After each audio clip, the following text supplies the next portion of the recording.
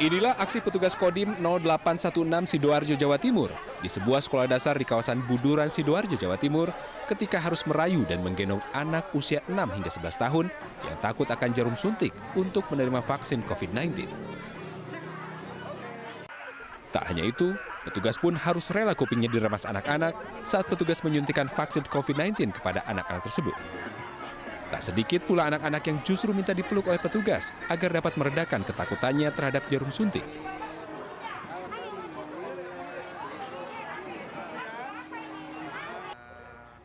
Kodim 0616 Sidoarjo sendiri sengaja menggelar vaksinasi massal kepada lebih dari 500 anak usia 6 hingga 11 tahun untuk mencegah klaster COVID-19 baru saat pembelajaran tatap muka. Untuk wilayah Surabaya Raya, vaksinasi meliputi Surabaya, Gresik, dan Sidoarjo. Hingga saat ini telah mencapai lebih dari 100.000 anak usia 6 hingga 11 tahun. Untuk wilayah Surabaya Raya, itu Sidoarjo, Gresik, Surabaya itu hampir mencapai 500 ribuan. 67. Petugas juga ikut membantu melaksanakan vaksinasi booster secara door-to-door, khusus untuk para lansia yang berada jauh dari fasilitas kesehatan. Dari Sidoarjo, Jawa Timur, Yoyo Agusta, iNews melaporkan. Pemirsa, jajaran Polres Raja Ampat menggelar gerai vaksin keliling antar kampung dan pulau dengan menggunakan sejumlah armada Polair. Gerai vaksin keliling menembus wilayah yang sulit dijangkau dengan jalan darat.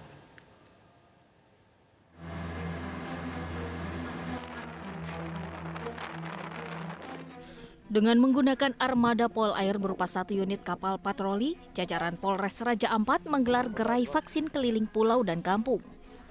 Walau melewati gelombang tinggi, kepolisian dan tenaga kesehatan terus berupaya menjangkau penduduk yang berada di pulau dan kampung-kampung yang berada di wilayah itu untuk mendapatkan vaksinasi. 3 kampung yang disinggahi tim vaksinasi diantaranya Kampung Wailebet, Kampung Waiman, dan Kampung Yenenas yang berada di distrik Batanta Selatan. Ratusan warga mulai dari usia remaja hingga lansia pun antusias menerima vaksin dosis 1 dan 2. Proses vaksinasi bagi penduduk di wilayah kepulauan akan terus dilaksanakan hingga target herd immunity bagi masyarakat Raja Ampat tercapai hingga 60% dari target 70%. Selain melaksanakan gerai vaksin keliling, Polres Raja Ampat juga memberikan sembako bagi masyarakat di setiap kampung. Dari Raja Ampat, Papua Barat, Chandri Andrew Suripati, iNews melaporkan. Pemirsa, aturan karantina di Indonesia kembali berubah. 14 negara yang sebelumnya dilarang masuk ke Indonesia karena COVID-19 varian Omicron kini telah dicabut. Salah satu alasan pencabutan pelarangan masuk warga dari 14 negara adalah agar perkembangan dan pemulihan ekonomi nasional bisa dipertahankan. Selain itu, aturan karantina juga diubah. Kini warga negara asing dan warga negara Indonesia yang masuk ke Indonesia hanya dikarantina selama 7 hari. Aturan tes PCR juga tetap diberlakukan untuk mengantisipasi penyebaran COVID-19 transmisi internasional.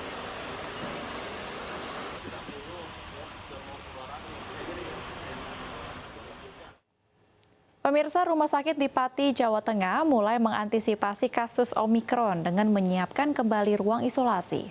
Ruang isolasi dengan sarana pendukung lengkap disiapkan untuk menangani pasien.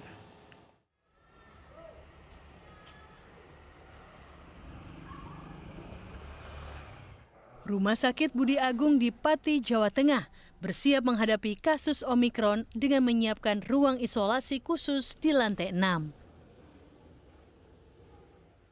Sedikitnya 20 ruangan disiapkan untuk mengantisipasi lonjakan kasus Omikron.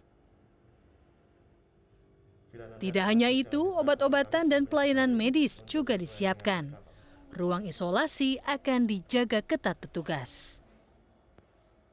Di sini kami sudah mempersiapkan beberapa teknis untuk persiapan supaya kami bisa lebih siap dalam menghadapi Omikron jika memang sampai pada Pati. Beberapa obat kita siapkan untuk pengawalan, terus kemudian juga teknis tenaga kerjanya juga kita siapkan, safety-nya, APD-nya, kemudian juga alat-alat yang ada di sini. Ruangan isolasi yang disiapkan adalah 10% dari kapasitas rumah sakit.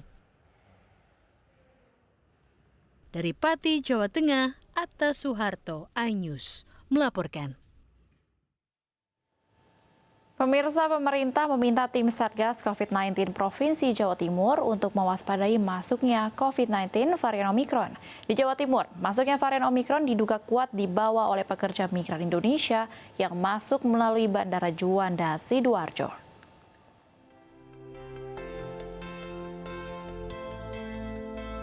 Bandara Juanda di Sidoarjo, Jawa Timur kembali akan membuka penerbangan internasional yang diawali dengan kedatangan para pekerja imigran Indonesia.